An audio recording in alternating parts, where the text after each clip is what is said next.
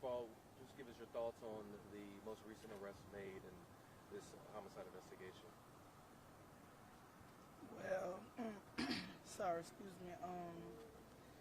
Well, on a recent arrest made, I'm very grateful, like towards NOPD, the homicide detectives, and everybody for actually, getting arrests like made, getting the first step of justice and the ball of justice in motion, and I just really appreciate y'all, and that's all I really want to say. I ask y'all to help us, like find out what help to get or who did this, and y'all did, and I just appreciate it. My family appreciate it. We all appreciate it. So I just want to thank y'all. Thank y'all. Do you know the relationship between the two people arrested? What's the relationship between them and your brother? There is no relationship like with them.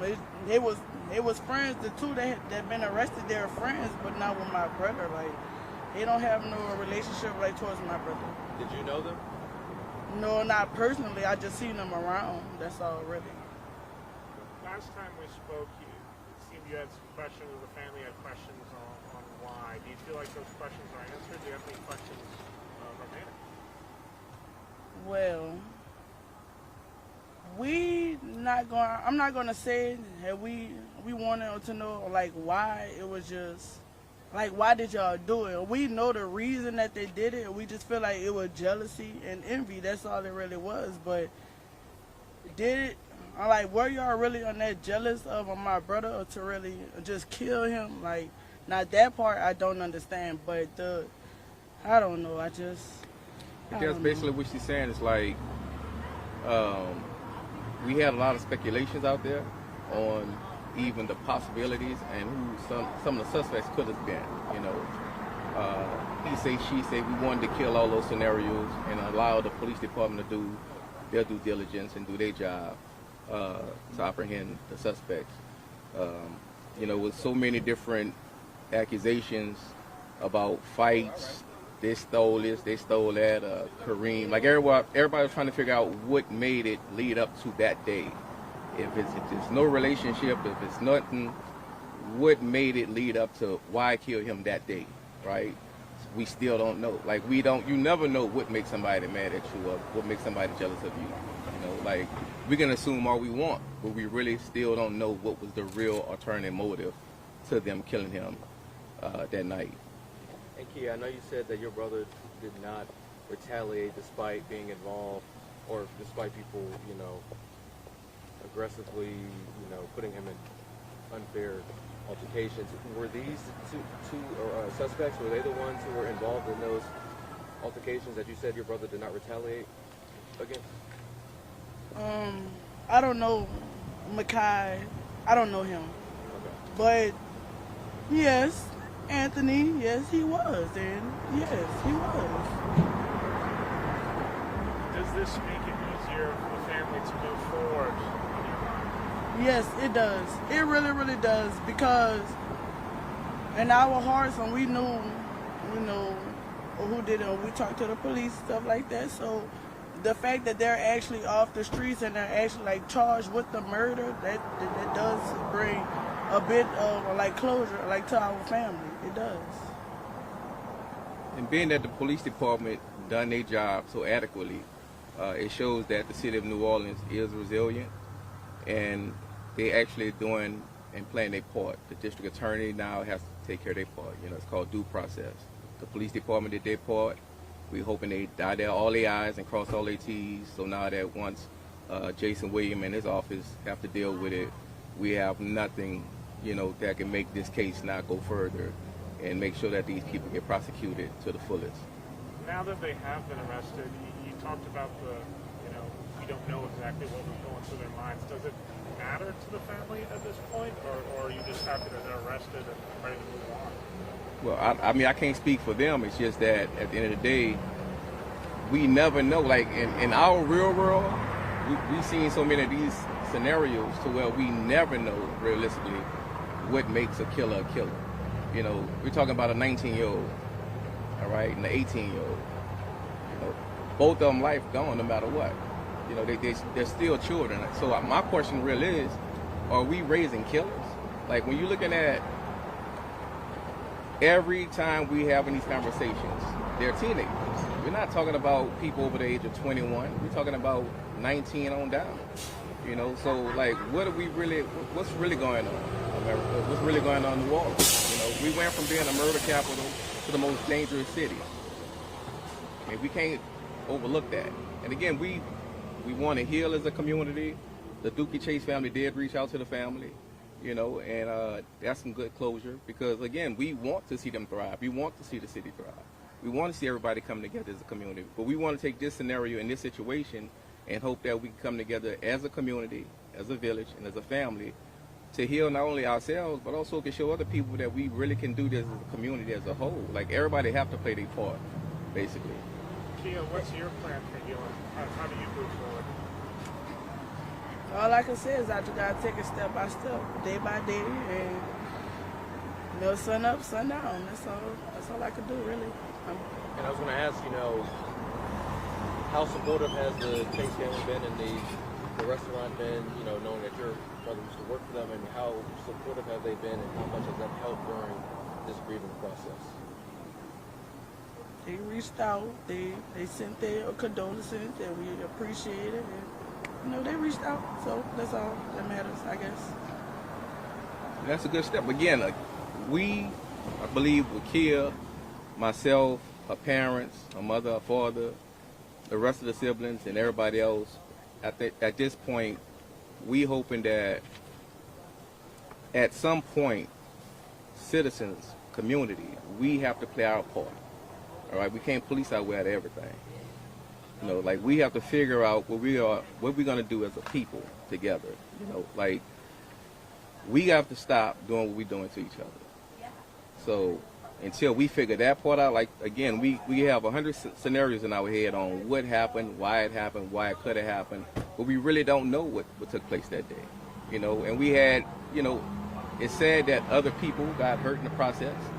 You know, tourists, people came in town. I mean, and people speak on that all the time. You know, we're glad that the tourists, they're healing, they're going through the process. But again, this is a 19-year-old life gone. You know, I mean, all kind of possibilities. Remember her last interview? She said he was a courageous, he had a mindset of unlimitations. We'll never know, though. We will never know what Kareem really could have been at this point. Tell me more about who he was as a person. Well, with my encounter with him, I encountered a relationship with him through a friend. Her daughter has a daughter. He's been a part of that child's life since 6 months. She'll be 4 years old. So Kareem basically was 15 years old when he took on the stepfather role. And he's been in her life all the way up until now. What was Kareem like as a brother? Oh my gosh, I can say so many things, but one thing I could say, he was my little brother, but he just knew he was my older brother. Like, he just knew he was my older brother, but he was very sweet, very caring, aggravated. But you know, that's what the little brothers are for, and that was my baby. You know, I was the first person to hold him after the doctor, so we really had like a special bond, like. You know, and I'm gonna miss him, you know, so, yeah. He was a good brother, very good uncle also. My baby loved the ground Kareem walked on, I can say that. So, yeah. Where did he go to school? Livingston Academy. Livingston Academy? Yeah, collegiate academy, yeah. And I do have to ask about the suspects. Have they ever been around the neighborhood, the house at all? I mean, do you know if any of them have ever been, like, spend time with your brother inside the home, or was it more so his involvement with them was outside of the home? They just used to be around the area, around the Lafitte area. That's all, really. Forgive me if you already addressed this, but did you know the nature of their relationship? Do you know if they knew each other, your brother and the two suspects? They knew each other. They knew each other. Beyond that, I don't really know. Besides the, you know, everything else, I don't really know or how deep it went or none of that. I know they knew each other though. But you were confident they were the suspects, and you think that BD made the Yes. right Yes. apprehension. So, I mean, why do you believe they were the suspects in this case? My little brother was somebody. He didn't really like all that fighting and stuff. Well, he didn't do it, and people didn't mess with him because he didn't do nobody nothing like to get messed with or none of that. So he was just always joking. So if anything had to happen to him, it had to be them because they was the only ones that felt some type of way about my little brother. I still don't know why, but that was the only ones. That was the first people that actually just popped up in my head. There was nobody else. So, you know.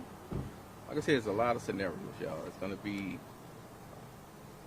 all the way until the trial date, and we just hoping right now due process take place, and I do understand that the investigation is still ongoing. So until NOPD get more and more information out of the suspects that they have, then we'll probably get more and more answers to really figure out what really took place, other than, to us, something senseless that shouldn't have taken a kid life.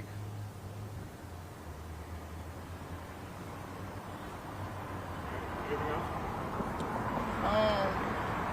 I know that I myself have been focusing on my little brother, but I do want to tell the tourists and the other victims that I'm sorry, and I hope that y'all feel better, and I hope that y'all feel better that the suspects has been apprehended, so we all get a little bit of closure today. So yeah.